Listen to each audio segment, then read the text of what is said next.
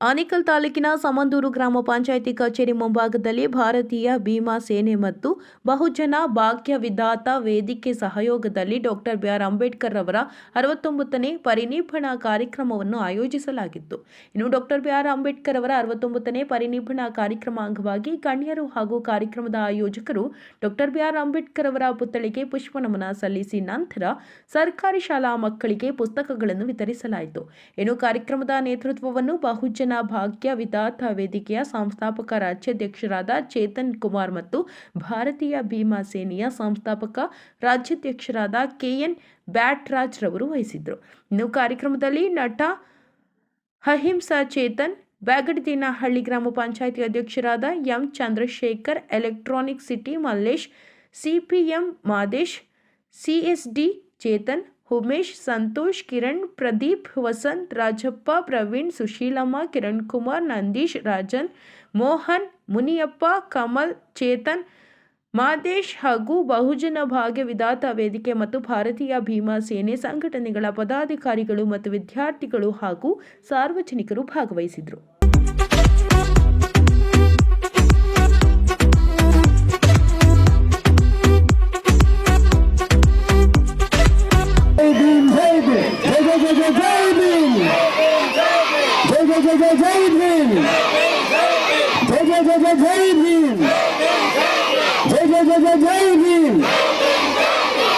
बोलो डॉक्टर बाबा अम्बेडकर के जय, अम्बेडकर के जय,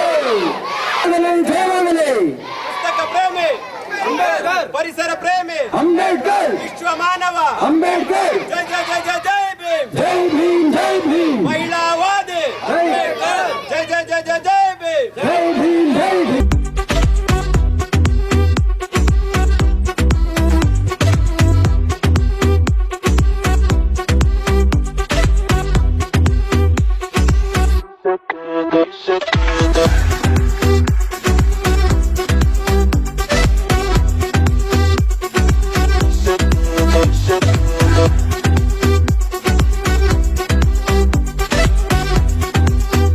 ಇವತ್ತೇನು ಅಂಬೇಡ್ಕರ್ ಕಾರ್ಯಕ್ರಮವನ್ನ 59ನೇ ಅವರ ನೆನಪಿನ ಕಾರ್ಯಕ್ರಮದಲ್ಲಿ ತಾವೆಲ್ಲರೂ ಕೂಡ ಪುಟಾಣಿ ಮಕ್ಕಳು ಭಾಗವಹಿಸಿದ್ದೀರಿ. ಬಹಳ ಮುಖ್ಯವಾಗಿ ಅಂಬೇಡ್ಕರ್ ಸಾಹೇಬರು ನಿಮ್ಮಂತ ವಿದ್ಯಾರ್ಥಿ ಆಗಿದ್ದಂಥ ಸಂದರ್ಭದಲ್ಲಿ ಅನೇಕ ವೈಯಕ್ತಿಕವಾದಂಥ ಅಸ್ಪೃಶ್ಯತೆ ಶೋಷಣೆಯನ್ನ ಅನುಭವಿಸ್ತಾ ಸ್ವತಂತ್ರವಾಗಿ ಅದರ ವಿರುದ್ಧವಾದಂಥ ಇದನ್ನು ಬದಲಾಯಿಸಬೇಕು, ಈ ಸಮಾಜದಲ್ಲಿ ಈ ಪಿಡುಗನ್ನ, ಈ ಮೂಢನಂಬಿಕೆಗಳನ್ನ, ಮೌಢ್ಯಗಳನ್ನ ಆಚೆ ಹಾಕಬೇಕು ಅಂತೇಳಿ ಅವರು ನಿಮ್ಮಂತ ವಿದ್ಯಾರ್ಥಿ ಆಗಿರೋಂಥ ಸಂದರ್ಭದಲ್ಲಿ ಅನೇಕ ವಿಚಾರಗಳನ್ನ ಪ್ರಶ್ನೆ ಮಾಡ್ತಾರೆ, ಅನೇಕ ಕಂದಾಚಾರಗಳ ಬಗ್ಗೆ ವಿರೋಧವನ್ನು ವ್ಯಕ್ತಪಡಿಸ್ತಾರೆ. ಆದ್ರಿಂದ ನೀವು ಕೂಡ ಇಂದಿನ ಮಕ್ಕಳು ನಾಳೆ ಅಂಬೇಡ್ಕರ್ ವಿಚಾರಧಾರೆಗಳನ್ನ ಹಂಚುವಂತ ಮಕ್ಕಳಾಗಬೇಕಾಗಿದೆ. ನೀವು ಅಂಬೇಡ್ಕರ್ ರೀತಿಯಲ್ಲಿ ಬಹು ದೊಡ್ಡ ವಿದ್ಯಾವಂತರಾಗಬೇಕು, ಬಹಳ ವಿದ್ಯಾವಂತರಾಗಿ ಈ ಇಡೀ ದೇಶದ ಸಂವಿಧಾನವನ್ನ ಅರ್ಥೈಸಿಕೊಳ್ಳುವಂತ ಪ್ರತಿಭೆಗಳಾಗಿ ಬೆಳಿಬೇಕು. ಅಷ್ಟು ಮಾತ್ರ ಅಲ್ಲ, ಎಲ್ಲಿ ಭ್ರಷ್ಟಾಚಾರ ನಡೀತಾ ಇದೆ, ಎಲ್ಲಿ ಅನ್ಯಾಯ ನಡೀತಾ ಇದೆ, ಎಲ್ಲಿ ಕಂದಾಚಾರಗಳು, ಮೌಢ್ಯಾಚಾರಗಳು ನಡೀತಾ ಇದ್ದಾವೆ, ಅದರ ವಿರುದ್ಧವಾದ ಕೂಡ ತಾವೆಲ್ಲ ಇಂದಿನ ಮಕ್ಕಳು ನೀವು ಸಿಡಿದೆದ್ದು ಒಂದು ಸಂಘಟಿತರಾಗಿ ಹೋರಾಟದ ಮನೋಭಾವವನ್ನ, ಅಂಬೇಡ್ಕರ್ ಚರಿತ್ರೆಯನ್ನ, ಅಂಬೇಡ್ಕರ್ ಅವರ ಇತಿಹಾಸವನ್ನ ನಾವೆಲ್ಲರೂ ಕೂಡ ತಿಳ್ಕೊಳ್ಬೇಕಾಗಿರೋಂಥ ಅಗತ್ಯ ಇದೆ ಪುಟಾಣಿ ಮಕ್ಕಳೇ. ಅಷ್ಟು ಮಾತ್ರ ಅಲ್ಲ, ಇಡೀ ಜೀವನದುದ್ದಕ್ಕೂ ಕೂಡ ಈ ಸಮಾಜದ ಪರಿವರ್ತನೆಗಾಗಿ ಒಂದು ಕಡೆ ಅವರ ವಿರುದ್ಧವಾದಂಥ ಮನಸ್ಥಿತಿಗಳು ಇವತ್ತೇನು ಮನುಧರ್ಮಶಾಸ್ತ್ರದ ವಿರುದ್ಧ ನಿರಂತರವಾಗಿ ಅವರು ಹೋರಾಟವನ್ನ ಮಾಡೋದ್ರ ಜೊತೆಗೆ ಅವತ್ತು ಎಂಥದ್ದೇ ಕಠಿಣ ಪರಿಶ್ರಮದ ಸಮಸ್ಯೆಗಳು ಬಂದರೂ ಕೂಡ ರಾಜಿ ಇಲ್ಲದ ಹೋರಾಟವನ್ನ ಮಾಡಿ ಈ ಸಮಾಜಕ್ಕೆ ಅತಿ ಉತ್ತಮವಾದಂಥ ಅವಕಾಶಗಳನ್ನ ಅವರು ಕಲ್ಪಿಸ್ಕೊಳ್ಳೋದ್ರ ಜೊತೆಗೆ ಈ ಸಮಾಜಕ್ಕೆ ಇವತ್ತಿಗೂ ಕೂಡ ಒಂದು ಐತಿಹಾಸಿಕ ಚರಿತ್ರೆಯನ್ನ ನಿರ್ಮಾಣ ಮಾಡಿದ್ದಾರೆ.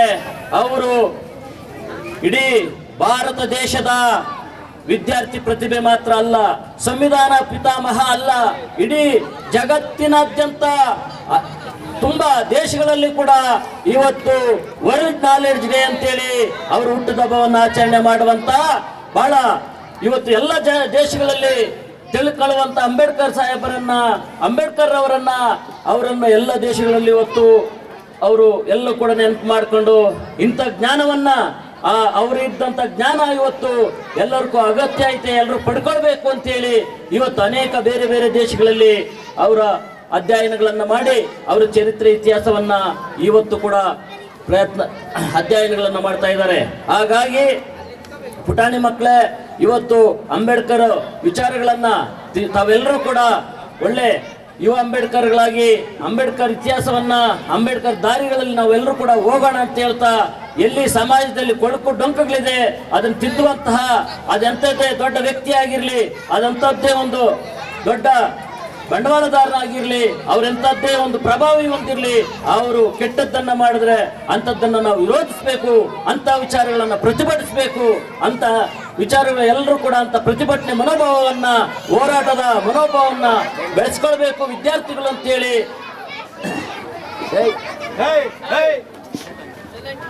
ಅಂತ ವಿಚಾರಗಳನ್ನ, ಬಾಬಾ ಸಾಹೇಬ್ ಅಂಬೇಡ್ಕರ್ ವಿಚಾರಗಳನ್ನ ಎಲ್ಲ ವಿದ್ಯಾರ್ಥಿಗಳು ಮನಗಣಿಸಬೇಕು. ಅಷ್ಟು ಮಾತ್ರ ಅಲ್ಲ, ಯುವ ಪ್ರತಿಭೆಗಳು, ವಿದ್ಯಾವಂತರು ಎಲ್ಲ ಗ್ರಾಮದ ಸಹಯೋಗದೊಂದಿಗೆ ತಾವೆಲ್ಲರೂ ಕೂಡ ಇಲ್ಲಿ ಭಾಗವಹಿಸಿದ್ದೀರಿ. ಈ ವಿಚಾರಗಳನ್ನು ಮುಂದಕ್ಕೆ ಕೊಂಡೊಯ್ಯೋಣ ಅಂತ ಹೇಳ್ತಾ,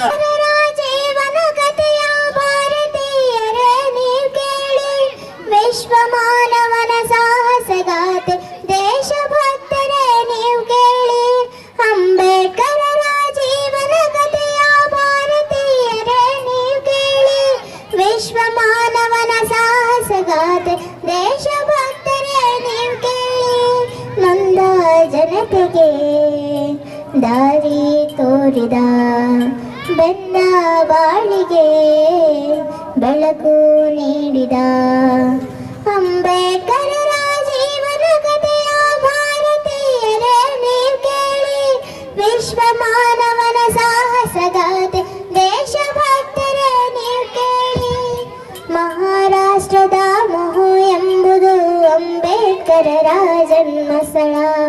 ಏಪ್ರಿಲ್ 14ನೆಯ ದಿನ ಬಾಬಾ ಸಾಹೇಬರ ಜನ್ಮದಿನ. ರಾಮಾಜಿ ಸಂಕಲ್ ತಂದೆಯ ಹೆಸರು, ಭೀಮಾಬಾಯಿ ತಾಯಿಯ ಹೆಸರು, ಸೂರ್ಯ ತೇಜದ ಬಾಲನ ಕರೆದರು ಭೀಮಾ ಎಂದು ಹೆಸರಿಟ್ಟು. ಬೆಳೆಯುವ ಪೈರು ಮೊಳಕೆಯಲ್ಲಿಯೇ ಪ್ರತಿಭೆಯ ಮೆರೆದನು ಬಾಲಕನು, ಬಡತನದಲ್ಲಿಯೇ ಬಂದನು ಪುಟ ಬಂಗಾರವು ತಾನಾಗಿ, ನೊಂದ ಜನತೆಗೆ ದಾರಿ ತೋರಿದ ಬಂದ ಬಾಳಿಗೆ ಬೆಳಕು ನೀಡಿದ ಅಂಬೇಡ್ಕರರ ಜೀವನ ಕಥೆಯ ಭಾರತೀಯರೇ ನೀವು ಕೇಳಿ, ವಿಶ್ವ ಮಾನವನ ಸಾಹಸಗಾತೆ ದೇಶಭಕ್ತರೇ ನೀವು ಕೇಳಿ. ದನಗಳು ಕರುಗಳು ನೀರನ್ನು ಕುಡಿಯುವ ಭೂತಾಯಿಗೆ ಸೇರಿದ ಕೆರೆಯಲ್ಲಿ ಭೀಮನು ನೀರನ್ನು ಕುಡಿಯಲು ಹೋದರೆ ಜಾತಿವಾದಿಗಳು ಬಿಡಲಿಲ್ಲ. ದೂರದ ಊರಿಗೆ ತಂದೆಯ ನೋಡಲು ಗಾಡಿಯ ಪಯಣದಿ ಹೋದಾಗ ಗಾಡಿ ಸವಾರನು ಜಾತಿಯ ತಿಳಿದು ಭೀಮನ ಭೂಮಿಗೆ ನೂಕಿದನು. ಈ ಅನ್ಯಾಯವ ಕೊನೆಗಾಣಿಸುವ ದಾರಿಯು ಭೀಮನು ಯೋಚಿಸಿದ. ದೇಶ ವಿದೇಶದಿ ಪದವಿಯ ಪಡೆದು ಹೋರಾಟವನ್ನು ರೂಪಿಸಿದ. ನೊಂದ ಜನತೆಗೆ ದಾರಿ ತೋರಿದ ಬೆಂದ ಬಾಳಿಗೆ ಬೆಳಕು ನೀಡಿದ ಅಂಬೇಡ್ಕರರ ಜೀವನ ಕಥೆಯ ಭಾರತೀಯರೇ ನೀವು ಕೇಳಿ, ವಿಶ್ವ ಮಾನವನ ಸಾಹಸಗಾತೆ ದೇಶಭಕ್ತರೇ ನೀವು ಕೇಳಿ. ಸಂವಿಧಾನವ ಬರೆದನು ಭೀಮ ಸ್ವತಂತ್ರ ಭಾರತ ಹೊಗಳಿರಲು, ಅಸ್ಪೃಶ್ಯತೆಯನ್ನು ತಡೆದನು ಭೀಮ ಮತಾಂತರವರೆಗೂ ನಡುಗಿರಲು. ಜಾತಿ ವಿನಾಶಕ್ಕೆ ದಾರಿಯು ಎಂದು ಬೌದ್ಧ ಧರ್ಮವ ಸೇರಿದನು. ನವ ಸಮಾಜವ ಕಟ್ಟುವ ಕನಸ ಜನಮನದಲ್ಲಿ ಬಿತ್ತಿದನು. 56 ಡಿಸೆಂಬರ್ 6 ಬೆಳಕು ಆರಿತು ಭೂಮಿಯಲ್ಲಿ. ದಲಿತ ಜನತೆಯು ತಪ್ಪಲಿಯಾಯಿತು ಬಾಬರ ಪರಿನಿರ್ವಾಣದಲ್ಲಿ. ನೊಂದ ಜನತೆಗೆ ದಾರಿ ತೋರಿದ ಬಂದ ಬಾಳಿಗೆ ಬೆಳಕು ನೀಡಿದ ಅಂಬೇಡ್ಕರರ ಜೀವನ ವಿಶ್ವ ಮಾನವನ ಸಾಹಸಗಾಥೆ ದೇಶಭಕ್ತರೇ ನೀವು ಕೇಳಿ. ಅಂಬೇಡ್ಕರರ ಜೀವನ ಕಥೆಯ ಭಾರತೀಯರೇ ನೀವು ಕೇಳಿ. ವಿಶ್ವ ಮಾನವನ ಸಾಹಸಗಾಥೆ ದೇಶಭಕ್ತರೇ ನೀವು ಕೇಳಿ. ವಿಶ್ವ ಮಾನವನ ಸಾಹಸಗಾಥೆ ದೇಶಭಕ್ತರೇ ನೀವು ಕೇಳಿ. ಬಾಬಾ ಸಾಹೇಬರ ಪರಿನಿಬ್ಬಾಣನಗೊಳಿಸೋದು ನನಗೆ ಎಲ್ಲ ಒಂದು ಇಲ್ಲಿ ಭಾರತೀಯ ಭೀಮಸೇನೆ ಮತ್ತು ಬ್ಯಾಟ್ ರಾಜ ಚೇತನ್ ಕುಮಾರ್ ಅವರೆಲ್ಲರ ಜೊತೆ ನನಗೆ ನಿಮ್ಮ ಜೊತೆ ಸೇರಕ್ಕೆ ಒಂದು ಅವಕಾಶ ಸಿಕ್ಕಿರೋದು ಭಾಳ ಸಂತೋಷ ಆಗಿದೆ. ಸ್ನೇಹಿತರೆ, ಮಕ್ಕಳೇ, ನಾವೇನು ಮಾಡಬೇಕು ಅಂದರೆ ಬಾಬಾ ಸಾಹೇಬ್ರನ್ನ ಅವರೇನು ಕನಸು ಕಾಣಿದ್ರು ಅಂದರೆ ಅವರನ್ನೇ ಹೊಗಳೋದಲ್ಲ, ಅವರು ಕಂಡ ಕನಸನ್ನು ನಾವು ನನಸು ಮಾಡೋದು. ಏನು ಬಾಬಾ ಸಾಹೇಬ್ರ ಕಂಡ ಕನಸು? ನಮ್ಮ ಮಾದರಿಗಳು ಯಾರು? ನೀವೆಲ್ಲರೂ ಯಾರನ್ನ ಈಗ ಗೌರವಿಸ್ಬೇಕು? ಯಾವ ಸಿನಿಮಾ ಸ್ಟಾರ್ಗಳಲ್ಲ, ಯಾವ ಕ್ರಿಕೆಟ್ ಆಟಗಾರರಲ್ಲ, ಯಾವ ಶ್ರೀಮಂತ ಉದ್ಯಮಿ ರಾಜಕಾರಣಿಗಳಲ್ಲ. ಯಾರು ಬಾಬಾ ಸಾಹೇಬ್ರ ಹಾಗೆ ನಿಸ್ವಾರ್ಥವಾಗಿ ಒಂದು ಸಮಾಜಕ್ಕೆ ಶ್ರಮಿಸ್ತಾರಲ್ಲ, ಅವರನ್ನು ನಾವು ಮಾದರಿಗಳನ್ನ ಇಟ್ಕೊಂಡು, ಸೊ ಆ ಮಾದರಿ ವ್ಯಕ್ತಿಗಳ ಅಡಿಯಲ್ಲಿ ನಾವು ಅದೇ ಥರ ಕೆಲಸ ಮಾಡ್ಕೊತಾ ಬರಬೇಕು. ಬಾಬಾ ಸಾಹೇಬ್ರ ಒಂದು ಕತೆ ಹೇಳಕ್ಕೆ ಇಷ್ಟಪಡ್ತೀನಿ. ನಿಮ್ಮೆಲ್ಲರಿಗೂ ಕತೆಗಳು ಇಷ್ಟ ಅಂತ ನನಗೆ ಗೊತ್ತಿದೆ. ಬಾಬಾ ಸಾಹೇಬ್ರ ಬಗ್ಗೆ ಒಂದು ವಿದ್ಯಾರ್ಥಿಯಾಗಿದ್ದಾಗ ಅವರಿಗೆ ಫಾರಿನ್ಗೆ ಹೋಗಿ ಓದಕ್ಕೆ ಒಂದು ಅವಕಾಶ ಸಿಕ್ತು. ಕೇಳಿಸ್ಕೊಳ್ಳಿ, ಇಲ್ಲಿ ಫಾರಿನ್ಗೆ ಹೋಗಿ ಓದಕ್ಕೆ ಅವಕಾಶ ಸಿಕ್ತು. ಬಟ್ ಆ ಓದದ ಮೇಲೆ ಇಲ್ಲೇ ಬರೋಡಾದಲ್ಲಿ ಬಂದು ಕೆಲಸ ಮಾಡಬೇಕಾಗಿತ್ತು. ಸೊ ಅವ್ರು ಓದ್ಕೊಂಡ್ ಬರ್ತಾರೆ, ಎಲ್ಲ ವಿಚಾರ ತಿಳ್ಕೊಂಡ್ ಬರ್ತಾರೆ. ಆದರೆ ಬರೋಡಾಗೆ ಬಂದಾಗ ಅಲ್ಲಿ ಬಂದು ಸೇವೆ ಮಾಡಬೇಕು ಅಂತ ಬಂದಾಗ ಅಲ್ಲಿ ಅವ್ರಿಗೆ ಅವ್ರು ಹುಟ್ಟಿರೋ ಜಾತಿಯಿಂದ ಯಾರು ಅವ್ರಿಗೆ ಮನೆ ಕೊಡಲ್ಲ. ಮನೆ ಕೊಡದೆ ಎಲ್ಲ ಕಡೆ ಹುಡುಕಾಡ್ತಾರೆ, ನನಗೊಂದು ಮನೆ ಬೇಕು, ನಾನು ಇಲ್ಲಿ ಸೇವೆ ಮಾಡಬೇಕು, ನಾನು ಭಾರತೀಯನೋ, ಎಲ್ಲರ ಥರ ನಾನು ಸರಿ ಸಮಾನ ಅಂತ. ಆದರೆ ಯಾರು ಮನೆ ಕೊಡದೆ ಇದ್ದಾಗ ಬೇಜಾರಿಂದ, ನೋವಿಂದ ಅವರು ಹೋಗ್ತಾರೆ, ವಾಪಸ್ ಹೋಗಿ ಫಾರಿನ್ಗೆ ಹೋಗಿ ಶುರು ಮಾಡ್ತಾರೆ. ಆದರೆ ಅವ್ರ ಮನಸ್ಸಲ್ಲಿ ಅದು ಉಳ್ಕೊಂಡಿರುತ್ತೆ. ಅವ್ರಿಗೆ ನನಗಾಗಿರೋ ಕಷ್ಟ ಬೇರೆಯವ್ರಿಗಾಗಬಾರ್ದು ಅಂತ ಒಂದು ಮನಸ್ಥಿತಿನಲ್ಲಿ ಅವ್ರು ವಾಪಸ್ ಮುಂಬೈಗೆ ಬಂದ್ಬಿಟ್ಟು SC/ST ಹಾಸ್ಟೆಲ್ಸ್ ಶುರು ಮಾಡ್ತಾರೆ. ಜ್ಞಾಪಕ ಇಟ್ಕೊಳ್ಳಿ, ನಾವೇನ್ ಮಾಡ್ಬೇಕು ಅಂದ್ರೆ ನಮ್ಗಾಗಿರೋ ಕಷ್ಟ ಆದ್ಮೇಲೆ ಬೇರೆಯವ್ರಿಗೂ ಅದೇ ಕಷ್ಟ ಆಗ್ಬೇಕು ಅಂತ ಅಲ್ಲ, ನಮ್ಗಾದ್ಮೇಲೆ ಕಷ್ಟ ಬೇರೆಯವ್ರಿಗೆ ಆ ಕಷ್ಟ ಆಗಬಾರ್ದು ಅಂತ ಆಲಿಸ್ಬೇಕು. ಸೊ ಬಾಬಾ ಸಾಹೇಬ್ ಶಿಕ್ಷಣ ಅಂದಾಗ ಬರೀ ಸ್ವಂತ ಬೆಳವಣಿಗೆಗೋಸ್ಕರ ಬಳಸಿರೋದಲ್ಲ, ಅವರು ಒಂದು ಒಳ್ಳೆ ಉದ್ಯೋಗ ತಗೊಂಡು ಅವ್ರ ಜೀವನನ ಅವ್ರು ಒಳ್ಳೆ ಮನೆ ಕಟ್ಕೊಂಡು ಅವರು ಸಂತೋಷವಾಗಿರೋದಷ್ಟೇ ಅಲ್ಲ, ಅದೆಲ್ಲ ಅವ್ರ ಮುಖ್ಯ ಗುರಿ. ಅವರ ಮುಖ್ಯ ಗುರಿ ಆ ಶಿಕ್ಷಣ ಪಡೆದು ಒಂದು ಉತ್ತಮ ಸಮಾಜ ಕಟ್ಟೋದು. ಎಲ್ಲ ಮಕ್ಕಳಿಗೆ ಒಳ್ಳೆ ಶಿಕ್ಷಣ ಸಿಗ್ಬೇಕು, ಎಲ್ಲರಿಗೂ ಒಳ್ಳೆ ಬದುಕು ಸಿಗ್ಬೇಕು, ಎಲ್ಲರಿಗೂ ಒಂದು ಸಮಾಜದ ಜೀವನ ಸಿಗ್ಬೇಕು. ಸೊ ನಮಗೆ ಬಾಬಾ ಸಾಹೇಬ್ರ ವಿಚಾರ ಅಂದ್ರೆ ಏನು? ಅವ್ರು ಎಷ್ಟು ಡಿಗ್ರಿ ಓದಿದಾರಲ್ಲ, ಅಥವಾ ಅವ್ರ ಮೇಲೆ ಎಷ್ಟು 10,000 ಪುತ್ಲಿಗಳಿರೋದಂತ ಅಷ್ಟೇ ಅಲ್ಲ, ಅಥವಾ ಅವ್ರ ರಾಜಗೃಹದಲ್ಲಿ 50,000 ಪುಸ್ತಕಗಳು ಓದಿರೋದಲ್ಲ. ಅದೇ ಶಿಕ್ಷಣನ ನಾವ್ ಹೆಂಗೆ ಒಂದು ಉತ್ತಮ ಸಮಾಜಕ್ಕೆ ಬಳಸೋದು, ಅದು ಬಾಬಾ ಸಾಹೇಬ್ರ ವಾದ. ಸೊ ನಮ್ಮ ಉತ್ತಮ ಸಮಾಜ ಅಂದ್ರೆ ಏನು? ಅಂಬೇಡ್ಕರ್ ವಾದ ಅಂದ್ರೆ ಏನು? ದೊಡ್ಡ ದೊಡ್ಡ ರೋಡ್ಗಳು ಕಟ್ಟೋದ್ರಿಂದ ಅಲ್ಲ, ದೊಡ್ಡ ದೊಡ್ಡ ಮನೆಗಳು ಕಟ್ಟೋದ್ರಿಂದ, ಚಂದ್ರಾಯನ್ ಮಂಗಳಾಯನ್ಗೆ ಹೋಗೋದ್ರಿಂದ ಅಲ್ಲ. ಅಂಬೇಡ್ಕರ್ ವಾದ ಅಂದ್ರೆ ಒಂದು ಸಮಾಜ, ಒಂದು ಸಮಾನತೆಯ ಸಮಾಜ, ಯಾವ ಭೇದ ಭಾವನೆ ಇಲ್ಲದೆ, ಜಾತಿ, ಲಿಂಗ, ವರ್ಗ ಯಾವ ಭೇದ ಭಾವನೆ ಇಲ್ಲದೆ ಒಂದು ಉತ್ತಮ ಸಮಾಜ ಕಟ್ಟೋದು. ಅದೇ ನಮ್ಮ ಸಂವಿಧಾನ ಹೇಳೋದು. ಸೊ ನಾವೆಲ್ಲರೂ ಕೂಡ ಅಂತ ಸಮಾಜ ಕಟ್ಟಕ್ಕೆ ಒಂದು ಪ್ರಾಮಾಣಿಕ ಪ್ರಯತ್ನ ಪಡಬೇಕು. ಜ್ಞಾಪಕ ಇಟ್ಕೊಳ್ಳಿ, ಶಾಲೆನಲ್ಲಿ ಕಲಿಯೋದಷ್ಟೇ ಅಲ್ಲ, ಶಾಲೆ ಹೊರಗಿಂದ ಕಲಿಯೋದು, ಈ ತರ ಒಂದು ಕಾರ್ಯಕ್ರಮದಿಂದ ಕಲಿಯೋದು ಬಹಳ ಮುಖ್ಯ ಆಗತ್ತೆ. ಯಾಕಂದ್ರೆ ಬಾಬಾ ಸಾಹೇಬ್ರು ಹೇಳಿರೋ ಶಿಕ್ಷಣ ಬರೀ ಪಠ್ಯ ಪುಸ್ತಕದ ಶಿಕ್ಷಣ ಅಲ್ಲ, ಚಳುವಳಿಯ ಶಿಕ್ಷಣ, ಹೋರಾಟದ ಶಿಕ್ಷಣ. ನೀವೆಲ್ಲರೂ ಕೂಡ ಈ ಒಂದು ವಿಚಾರ ಕಲಿತು ನಾಳೆ ದಿನ ನೀವು ನಿಮ್ಮ ಆನೆಕಲ್ಗೆ, ನೀವು ನಿಮ್ಮೂರುಗಳಿಗೆ ಹೆಂಗೆ ಬೆಳೆಸೋದು ಬಹಳ ಮುಖ್ಯ ಆಗುತ್ತೆ. ಹೇಗೆ ನಮ್ಮ ಬ್ಯಾಟ್ ರಾಜ, ನಮ್ಮ ಚೇತನ್ ಕುಮಾರ ಅವರ ತಂಡದವರು ಏನೇನು ಮಾಡ್ತಾ ಇದ್ದಾರೆ ಅದನ್ನು ನೀವೆಲ್ಲರೂ ಕೂಡ ಮಾಡಬೇಕು. ನಮಗೂ ಕೂಡ ಬ್ಯಾಟ್ ರಾಜ್ ಬಗ್ಗೆ ನನಗೆ ಯಾಕೆ ಬಹಳ ಪ್ರೀತಿ ಅಂದರೆ, ನಾನು ಹೋರಾಟ ಮಾಡಿ ನನ್ನನ್ನು ಜೈಲ್ಗಟ್ಟಿದ್ರು ಒಂದು 3 ವರ್ಷದಿಂದ ಹೋರಾಟದಿಂದ. ಆದರೆ ಆ ಸಂದರ್ಭದಲ್ಲಿ ಬ್ಯಾಟ್ ರಾಜ್ ನಮಗೆ ಸಪೋರ್ಟ್ ಮಾಡಿ ಅವ್ರು ನಮ್ಮನ್ನು ಆಚೆ ಕರ್ಕೊಂಡ್ಬರೋಕ್ಕೆ ನನಗೆ ಸಹಾಯ ಮಾಡಿದ್ರು. ಸೊ ಯಾವಾಗ ನಾವೆಲ್ಲರೂ ಕೂಡ ಈ ಒಂದು ಅನ್ಯಾಯದ ವಿರುದ್ಧ ನಿಂತ್ಕೊಳ್ಳೋದು ಬಹಳ ಮುಖ್ಯ ಆಗುತ್ತೆ. ನಮ್ಗಾಗಿರೋ ಅನ್ಯಾಯ ಮಾತ್ರ ಅಲ್ಲ, ಯಾವುದೇ ಅನ್ಯಾಯ ವಿರುದ್ಧ ನಿಂತ್ಕೊಂಡು ಒಂದು ಸಮಾಜ ಕಟ್ಟೋದೇ ಅಂಬೇಡ್ಕರ್ ವಾದ. ಸೊ ಬಾಬಾ ಸಾಹೇಬ್ರವರಿಗೆ ಓದ್ಕೊಳ್ಳಿ, ತಿಳ್ಕೊಳ್ಳಿ, ಅವ್ರ ಕನಸನ್ನ ನಾವೆಲ್ಲರೂ ಸೇರಿ ನನಸು ಮಾಡೋಣ. ನಾನು ಒಂದು ಮಾತು ಹೇಳಿ ನನ್ನ ಮಾತು ಮುಗಿಸ್ತೀನಿ. ನನಗೆ ಇಷ್ಟವಾದ ಒಂದು ವಚನ, ನುಡಿದರೆ ಮುತ್ತಿನ ಹಾರದಂತಿರಬೇಕು, ನುಡಿದರೆ ಮಾಣಿಕ್ಯದ ದೀಪ್ತಿ ಅಂತಿರಬೇಕು, ನುಡಿದರೆ ಸ್ಫಟಿಕದ ಸಲಾಕಿ ಅಂತಿರಬೇಕು, ನುಡಿದರೆ ಲಿಂಗ ಮೆಚ್ಚಿ ಹೌದೌದೆನಬೇಕು, ನುಡಿಯೊಳಗಾಗಿ ನಡೆದಿದ್ದರೆ ಮೆಚ್ಚಪುರನ ಸಿನಿಮಾದೇವ. ನಾವು ಪೆಟ್ಕೊಳ್ಳಿ, ನಮಗೆ ಶತ್ರು ಇರೋದು ಯಾವ ವ್ಯಕ್ತಿಯವರಲ್ಲ, ಯಾವ ಜಾತಿಯವರಲ್ಲ, ಯಾವ ಧರ್ಮದವರಲ್ಲ, ಯಾವ ಭಾಷಿಕರಲ್ಲ. ನಮ್ಮ ಶತ್ರು ಅಸಮಾನತೆ ಮತ್ತು ಅನ್ಯಾಯದ ವ್ಯವಸ್ಥೆ. ಅದೇ ಬಾಬಾ ಸಾಹೇಬ್ ನಮಗೆ ಹೇಳ್ಕೊಡ್ತಾರೆ, ಆ ಅಸಮಾನತೆ ಮತ್ತು ಅನ್ಯಾಯದ ವ್ಯವಸ್ಥೆ ವಿರುದ್ಧ ನಾವೆಲ್ಲರೂ ಗಟ್ಟಿಯಾಗಿ ನಿಂತು ಹೋರಾಟ ಮಾಡಿದ್ರೆ, ಸೇವೆ ಮಾಡಿದ್ರೆ ನಾವು ಒಂದು ಉತ್ತಮ ಸಮಾಜ ಕಟ್ಬೋದು ಅಂತ ಹೇಳಕ್ಕೆ ಇಷ್ಟಪಡ್ತೀನಿ. ಎಲ್ಲರಿಗೂ ಜೈ ಕರ್ನಾಟಕ, ಜೈ ಭೀಮ್.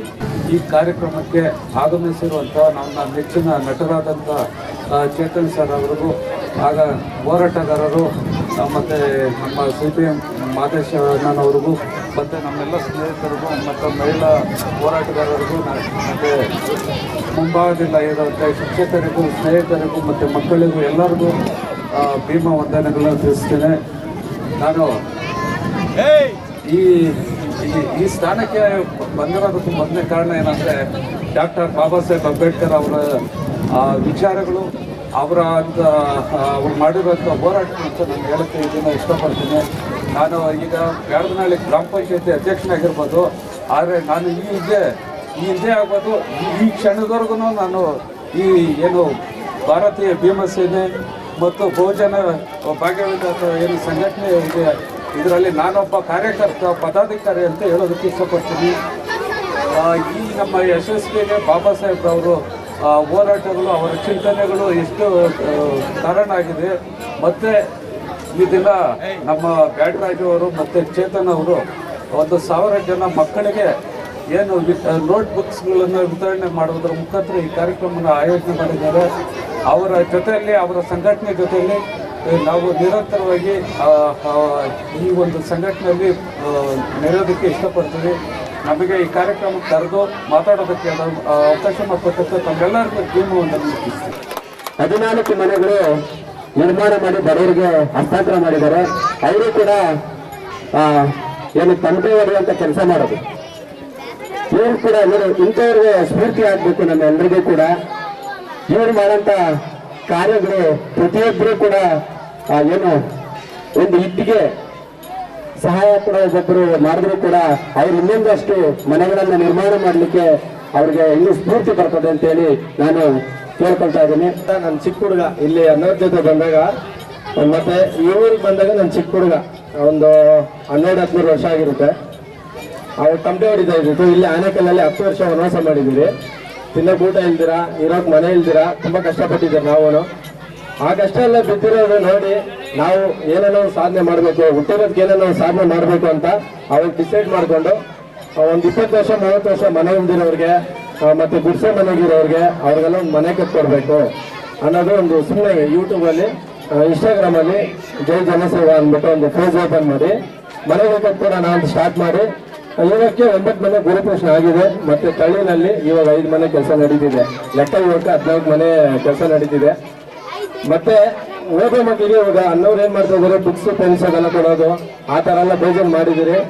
ಮತ್ತೆ ನಾನು ಓದಿಲ್ಲ, ನನಗೆ 6ನೇ ಕ್ಲಾಸ್ ಓದೋಕ್ಕೆ 6ನೇ ಕ್ಲಾಸ್ ಸೇರ್ಸೋದಕ್ಕೆ ನಮ್ಮ ಮನೇಲಿ ಅಷ್ಟೊಂದು ಸ್ಟ್ರೆಂತ್ ಇಲ್ದಿರ ಸೇರಿಸಿಲ್ಲ. 5ನೇ ಕ್ಲಾಸ್ ಕ್ಲಾಸ್ ಮಾಡಿ ಟೀ ಅಂಗಡಿನಲ್ಲಿ ಕೆಲಸ ಮಾಡಿಕೊಂಡು ತಂಪೆ ಹೊರ್ಕೊಂಡು ಏನೇನೋ ಸೇವೆ ಮಾಡಬೇಕು, ನಾವು ಬದುಕಿರೋದ್ರಿಂದ ಏನೇನೋ ಒಂದು ಒಳ್ಳೆ ಕೆಲಸ ಮಾಡ್ಬೇಕಂತ ಮಾಡ್ತಾ ಇದ್ರಿ. ಅಂಥದ್ರಲ್ಲಿ ನಾನು 5-6 ಮನೆ ಮುಗಿಸಿ 7ನೇ ಮನೆಯಲ್ಲಿ ಮಲ್ಲೇಶನವರೊಬ್ರು ಅನ್ನೋರು ಫೋನ್ ಮಾಡಿ ನಾನು ನಿಮ್ಮ ಜೊತೆಗೆ ನಿಂತ್ಕೊತೀನಿ, ನೀನು 100 ಮನೆ ಮಾಡೋದ್ರಿಂದ ನಾನು ನಿಮ್ಮ ಜೊತೆಗೆ ಇರ್ತೀನಿ ಅಂತೇಳಿ ನನ್ನ ಜೊತೆಲಿ ನಿಂತ್ಕೊಂಡು ಇವಾಗೆಲ್ಲ ಕೆಲಸನ ಅವರೇ ಮಾಡಿಸ್ತಾ ಇರೋದು. ಮತ್ತು ಪ್ರತಿಯೊಂದು ಕೆಲಸಕ್ಕೂ ನಾನು ಏನು ಹೇಳೋಕೆ ಇಷ್ಟಪಡ್ತೀನಿ ಅಂದರೆ, ನಾವು ಹುಟ್ಟಿರೋದು ಕಂಪಲ್ಸರಿ ನಾವು ಎಷ್ಟೇ ವರ್ಷ ಬದುಕಿದ್ರು ತಿರ್ಗಾ ಸಾಯಲೇಬೇಕು.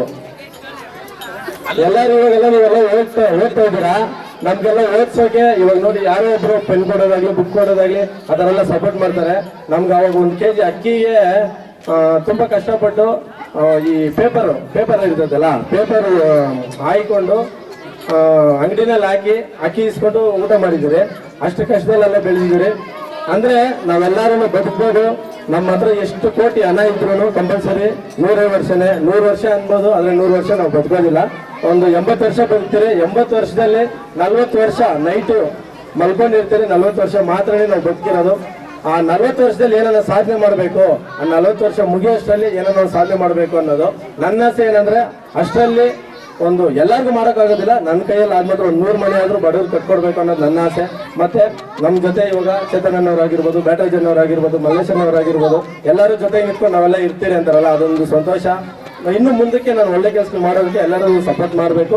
ಎಲ್ಲ ಸಪೋರ್ಟ್ ಮಾಡ್ತಿರ್ತಿದ್ರೆ ಖಂಡಿತ ತುಂಬಾ ಖುಷಿ ಆಯ್ತು. ಇಲ್ಲಿ ಬಂದು ಇಲ್ಲಿ ನಾನೆಲ್ಲ ಯಾವಾಗ ಅಲ್ಲಿ ಕೂತ್ಕೊಂಡು ಮಾತಾಡೋದು, ಇವತ್ತು ಇಲ್ಲಿ ನಿಲ್ಲಿಸಿ ಮಾತಾಡ್ತಾ ಇರೋದು ಕೇವಲ ಬಾಬಾ ಸಾಹೇಬರಿಗೆ ಅಭಿಮಾನಿಯಾಗಿ ಯಾವುದೋ ಒಂದು ಸಂದರ್ಭ ಅಂಬೇಡ್ಕರ್ ಜಯಂತಿ ಬಂದಾಗ ಬಾಬಾ ಸಾಹೇಬರಿಗೆ ಪುಷ್ಪಾರ್ಚನೆ ಮಾಡೋದು, ಅಂಬೇಡ್ಕರ್ಗೆ ಏನು ಮಾಲಾರ್ಪಣೆ ಮಾಡೋದು ಅಥವಾ ಏನು ಕ್ಯಾಂಡಲ್ ಹಚ್ಚೋದು ಮುಖ್ಯ ಅಲ್ಲ. ಬಾಬಾ ಸಾಹೇಬರ ಕನಸು ಏನಿತ್ತು ಅಂದ್ರೆ ಈ ದೇಶದಲ್ಲಿರ್ತಕ್ಕಂಥ ಪ್ರತಿಯೊಬ್ಬ ಕಟ್ಟಕಡೆಯ ಮನುಷ್ಯ ಕೂಡ ಸ್ವತಂತ್ರವಾಗಿ ಬದುಕಬೇಕು, ಪ್ರತಿಯೊಬ್ಬರಿಗೂ ಸಮಾನ ಅವಕಾಶಗಳು ಸಿಗಬೇಕು ಅಂತ ಹೇಳಿ. ಆ ನಿಟ್ಟಿನಲ್ಲಿ ನಾವೆಲ್ಲರೂ ಕೂಡ ಪ್ರತಿಯೊಬ್ಬರು ಯಾವುದೇ ಜಾತಿ ಧರ್ಮ ತಾರತಮ್ಯದಲ್ಲಿ ಈ ದೇಶದಲ್ಲಿ ನಾವೆಲ್ಲರೂ ಬದುಕೋದಕ್ಕೆ ಒಂದು ಸುಂದರವಾದ ನಮ್ಮ ಭವಿಷ್ಯವನ್ನ ರೂಪಿಸಿಕೊಳ್ಳೋದಕ್ಕೆ ಬಾಬಾ ಸಾಹೇಬರು ಒಂದು ಉನ್ನತವಾದಂತ ಸಂವಿಧಾನವನ್ನ ನಮಗೆ ಕೊಟ್ಟಿದ್ದಾರೆ. ಬಾಬಾ ಸಾಹೇಬರು ಹೇಳ್ತಾರೆ, ನಾನು ಕೇವಲ ಒಂದು ಜಾತಿ ಅಥವಾ ಒಂದೇ ಜನಾಂಗಕ್ಕೋಸ್ಕರ ಕೆಲಸ ಮಾಡಿಲ್ಲ, ಭಾರತದ ಪ್ರತಿಯೊಬ್ಬ ಕಟ್ಟಕಡೆಯ ವ್ಯಕ್ತಿಯ ಸಲುವಾಗಿ ಜೀವ ಸಲ್ಲಿಸಿದ್ದೇನೆ, ಸಂಶಯವಿದ್ದರೆ ಹೋಗಿ ಸಂವಿಧಾನ ಓದಿಕೊಳ್ಳಿ. ಆದ್ರೆ ಇತ್ತೀಚೆಗೆ ಏನಾಗ್ತಿದೆ ಅಂದ್ರೆ ಕೇವಲ ಬಾಬಾ ಸಾಹೇಬರು ಅಂದಾಗ ಅದು ಕೇವಲ ದಲಿತರಿಗೆ ಮಾತ್ರ ಸೀಮಿತ. ಏನೋ ದಲಿತರು ಬಾಬಾ ಸಾಹೇಬ್ರಿಗೆ ಏನೋ ಕೆಲಸ ಮಾಡ್ತಿದ್ದಾರೆ, ಬಾಬಾ ಸಾಹೇಬ್ರಿಗೆ ಏನೋ ಪೂಜೆ ಇಟ್ಕೊಂಡಿದ್ದಾರೆ ಅಷ್ಟೇ ಅಂತೇಳಿ ಇವತ್ತು ಪ್ರತಿಯೊಂದು ಹಳ್ಳಿಯಲ್ಲೂ ಕೂಡ ಸಹ ಈಗಲೂ ಕೂಡ ಅದೇ ನಡೀತಾ ಇರೋದು. ನಾನು ಇತ್ತೀಚೆಗೆ ಬಾಬಾ ಸಾಹೇಬ್ ಡಾಕ್ಟರ್ BR ಅಂಬೇಡ್ಕರ್ ರತ್ನ ಪ್ರಶಸ್ತಿಗೆ ಪುರಸ್ಕೃತ ಆಗಿದ್ದೆ. ಆ ಕಾರ್ಯಕ್ರಮಕ್ಕೆ ನಾನು ನಮ್ಮ ಚೇತನ್ ಕೂಡ ಹೋಗಿದ್ವಿ. ಆದ್ರೆ ಅಲ್ಲಿ ನಮಗೆ ಏನು ಮುಜುಗರ ಆಯ್ತು ಅಂದ್ರೆ, ನಮಗೆ ಪ್ರಶಸ್ತಿ ಕೊಡಲಿಕ್ಕೆ ಒಬ್ಬ ಸ್ವಾಮೀಜಿ ಬಂದಿದ್ರು.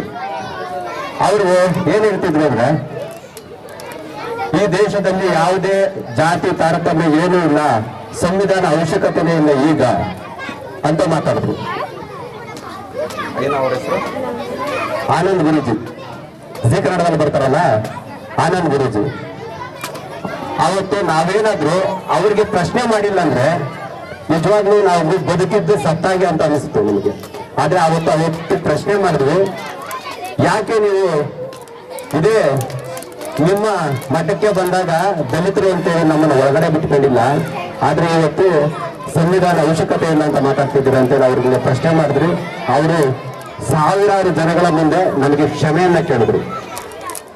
ಈ ರೀತಿಯಾಗಿ ಇವತ್ತು ನಿಜವಾಗ್ಲೂ ಕೂಡ ಸರಿಯಾಗಿ ಸಂವಿಧಾನವನ್ನ ಯಾರೂ ಕೂಡ ಓದ್ಕೊಂಡಿಲ್ಲ, ಅದನ್ನ ಸರಿಯಾಗಿ ಅರ್ಥ ಮಾಡ್ಕೊಂಡಿಲ್ಲ. ಹಾಗಾಗಿ ದಯಮಾಡಿ ಎಲ್ಲರೂ ಕೂಡ ಸಂವಿಧಾನವನ್ನು ಓದ್ಕೊಳ್ಳಿ. ಕೇವಲ ದಲಿತರಿಗೆ ಬಾಬಾ ಸಾಹೇಬರು ಸಂವಿಧಾನವನ್ನ ಬರೆದಿಲ್ಲ. ಹಾಗಾಗಿ ದಯಮಾಡಿ ಮಕ್ಕಳಿಗೆ ನಾನು ಒಂದು 2 ವಿಷಯವನ್ನ ಹೇಳಲಿಕ್ಕೆ ಬಯಸ್ತೇನೆ.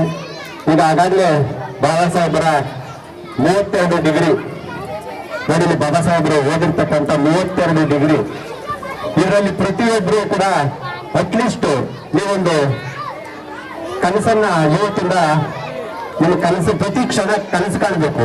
ಬಾಬಾ ಸಾಹೇಬರು ಓದಿರ್ತಕ್ಕಂಥದ್ರಲ್ಲಿ ನಾನು ಒಂದು 5 ಡಿಗ್ರಿ ಆದ್ರೂ ತೆಗೆದುಕೊಳ್ಬೇಕು ಅಂತೇಳಿ ನೀವು ಇವತ್ತು ಛಲವನ್ನ ಇಟ್ಟು ಓದ್ಬೇಕು ಅಂತೇಳಿ ನಾನು ತಮ್ಮಲ್ಲಿ ಮನವಿಯನ್ನ ಮಾಡ್ಕೊಳ್ತೇನೆ. ಯಾಕೆಂದ್ರೆ ನಾವು ನಿಜವಾಗ್ಲೂ ಕೂಡ ಓದ್ಲಿಕ್ಕೆ ತುಂಬಾ ಕಷ್ಟಪಟ್ಟಿದ್ದೀವಿ. ಇವತ್ತು ನಿಮಗೆಲ್ಲ ಸೌಲಭ್ಯಗಳು ಕೂಡ ಸರ್ಕಾರ ಕೂಡ ಕೊಡ್ತಾ ಇದೆ. ಅದಕ್ಕೆಲ್ಲ ಮುಖ್ಯ ಕಾರಣ ಬಾಬಾ ಸಾಹೇಬರು ಪ್ರತಿಯೊಬ್ಬರು ವಿದ್ಯಾಭ್ಯಾಸವನ್ನ ಕಲಿಬೇಕು ಅಂತೇಳಿ ಸಾವಿತ್ರಿ ಪಾಪುಲೆ, ಜ್ಯೋತಿ ಪಾಪುಲೆ, ಹಲವಾರು ನಮ್ಮ ಹಿರಿಯ ಹೋರಾಟಗಾರರು ಕೊಟ್ಟಿದ್ದ ತ್ಯಾಗ ಬಲಿದಾನದಿಂದ ಇವತ್ತು ನಾವು ಈ ಮಟ್ಟಕ್ಕೆ ನಿಂತು ಈ ಬಟ್ಟೆ ನಾವು ಹಾಕೋ ಶೂ ಇಂದ ಹಿಡಿದು ನಾವು ತಿನ್ನೋ ಊಟದಿಂದ ಪ್ರತಿ ಒಂದು ರಕ್ತದ ಕಣದಲ್ಲೂ ಕೂಡ ಬಾಬಾ ಸಾಹೇಬರು ನೀಡಿದಂತ ಅವರ ಋಣವನ್ನೇ ತೀರಿಸಲಿಕ್ಕೆ ಆಗದಂತ ಒಂದು ದೊಡ್ಡ ತ್ಯಾಗವನ್ನು ಮಾಡ್ತಕ್ಕಂಥದ್ದು ಬಾಬಾ ಸಾಹೇಬ್ ಅಂಬೇಡ್ಕರ್, ಜ್ಯೋತಿ ಪಾಪುಲೆ, ಸಾವಿತ್ರಿ ಪಾಪುಲೆ. ಇವರೆಲ್ಲರೂ ಕೂಡ ನಮಗೆ ಆದರ್ಶವಾಗಬೇಕು. ಇವರ ಆದರ್ಶಗಳನ್ನು ತೆಗೆದುಕೊಂಡು ನೀವು ಕೂಡ ಮುಂದಿನ ದಿನಗಳಲ್ಲಿ ಒಬ್ಬ IAS ಆಫೀಸರ್ಸ್ ಆಗ್ರಿ, ಈ ದೇಶದ ಪ್ರಧಾನಿ ಆಗ್ರಿ, ಈ ದೇಶದ ಉನ್ನತ ಮಟ್ಟದ ಒಳ್ಳೆ ವಿದ್ಯಾವಂತರಾಗ್ರಿ, ಈ ದೇಶದ ಪ್ರಜೆ ಆಗ್ರಿ, ಈ ದೇಶದ ಸೈನಿಕರಾಗಿ ಈ ರೀತಿಯಾಗಿ ನಿಮ್ಮ ಗುರಿಗಳನ್ನ ಇಟ್ಕೊಂಡು ಮುಂದಿನ ದಿನಗಳಲ್ಲಿ ನೀವೆಲ್ಲರೂ ಕೂಡ ಒಂದು ಈ ದೇಶದ ಭವಿಷ್ಯ ಆಗ್ಬೇಕು, ಈ ದೇಶದ ಬಾಬಾ ಸಾಹೇಬರ ಕನಸನ್ನ ನನಸು ಮಾಡುವಂತ ನಿಟ್ಟಿನಲ್ಲಿ ನೀವೆಲ್ಲ ಮಕ್ಕಳು ಓದ್ಬೇಕು ಅಂತೇಳಿ ನಾನು ತಮ್ಮಲ್ಲಿ ಮಕ್ಕಳಲ್ಲಿ ನಾನು ಮನವಿಯನ್ನು ಮಾಡಿಕೊಂಡು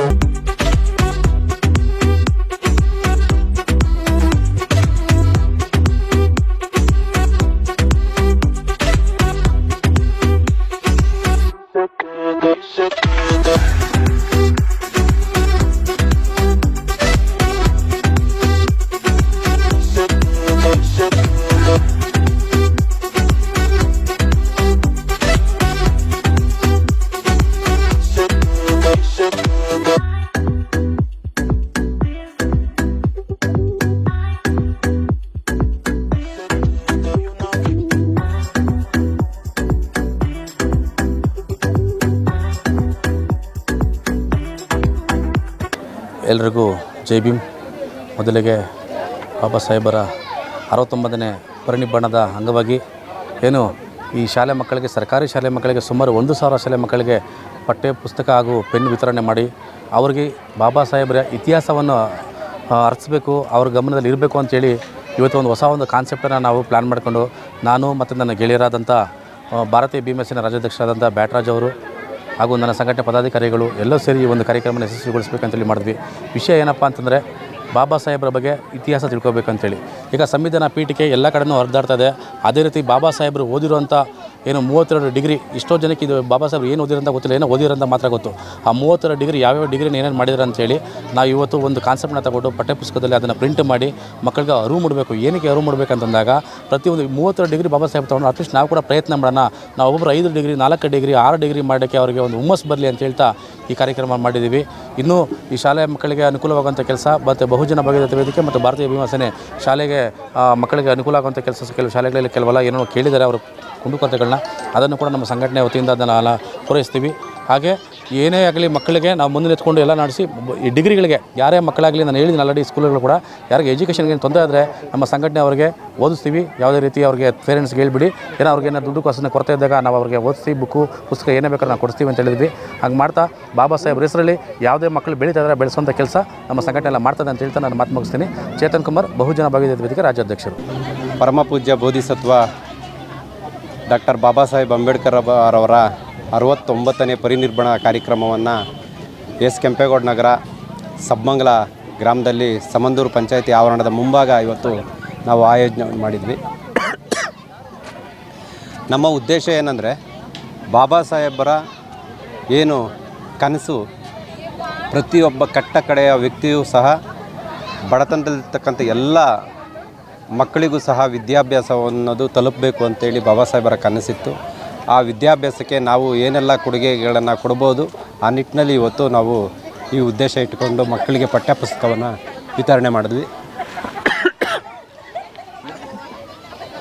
ಏನು ಬಾಬಾ ಸಾಹೇಬರು ನಾನು ಕೇವಲ ಒಂದು ಜಾತಿ ಒಂದು ಜನಾಂಗಕ್ಕೋಸ್ಕರ ಕೆಲಸ ಮಾಡಿಲ್ಲ, ಭಾರತದ ಪ್ರತಿಯೊಬ್ಬ ಕಟ್ಟ ಕಡೆಯ ವ್ಯಕ್ತಿಯ ಸಲುವಾಗಿ ಜೀವ ಸವಿಸಿದ್ದೇನೆ, ಸಂಶಯವಿದ್ದರೆ ಹೋಗಿ ಸಂವಿಧಾನವನ್ನು ಓದಿಕೊಳ್ಳಿ ಅಂತೇನು ಬಾಬಾ ಸಾಹೇಬರ ಒಂದು ಆಶಯ ಇತ್ತು.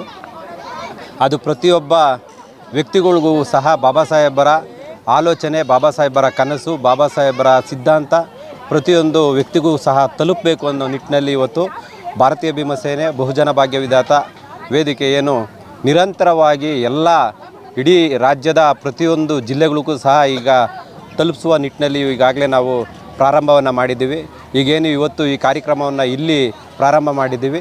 ಈಗ ಮತ್ತೆ ತಿರುಗಿ ನಾವು 10ನೇ ತಾರೀಕು ಬಿಜಾಪುರದಲ್ಲಿಯೂ ಕೂಡ ನಾವು ಬಾಬಾ ಸಾಹೇಬರ ಏನು ಕನಸು ಏನೆಲ್ಲ ಆಲೋಚನೆಗಳು ಬಾಬಾ ಸಾಹೇಬರ ಕನಸನ್ನು ಇಟ್ಟಿದ್ದರು, ಆ ಆಲೋಚನೆಗಳನ್ನು ನಾವು ಕೂಡ ಪ್ರತಿಯೊಬ್ಬ ವ್ಯಕ್ತಿಗಳಿಗೂ ತಲುಪಿಸುವಂಥ ಕೆಲಸ ಭಾರತೀಯ ಭೀಮಸೇನೆ ಮತ್ತು ಬಹುಜನ ಭಾಗ್ಯ ವಿಧಾತ ವೇದಿಕೆ ಈಗ ಪ್ರಾರಂಭ ಮಾಡಿದ್ದೀವಿ.